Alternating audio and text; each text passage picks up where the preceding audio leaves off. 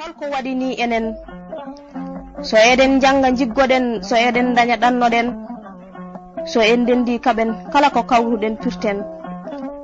so wiyama ɗemgal men jalen mbiyen ko ɗum muynuɗen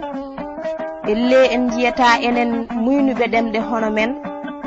ina janga ha jangina en hay seeɗa daraniɗo en nyohen ko wodɓe mbaɗi fof jeeɓen elle ala ko gonɗen elle ala ko mbawɗen ina rewi emen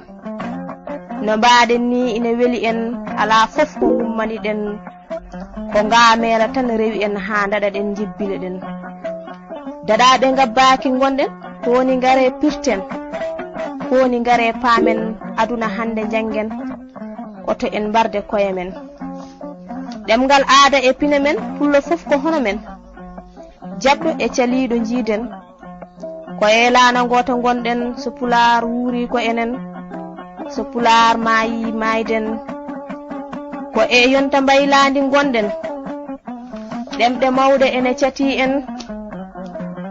kono ko ɗemɗe hono men liggaɗe ha mbari en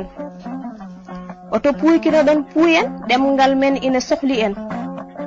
jangude e janginde nderɗen haqqe leñol ngol gitten ngare jehen gabboɗen wonɓe yeeso padata en wondi ni ko ɓe jiɗa ngaren peeje mabɓe ko beele eɗen keeda caggal teelen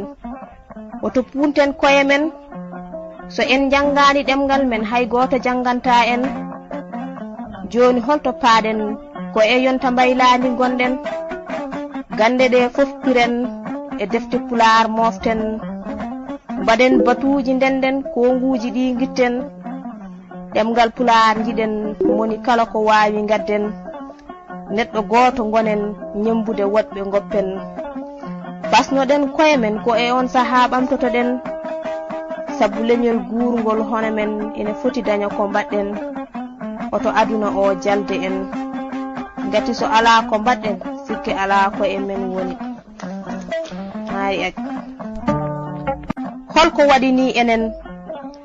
so eɗen janga jiggoɗen so eɗen daña ɗannoɗen so en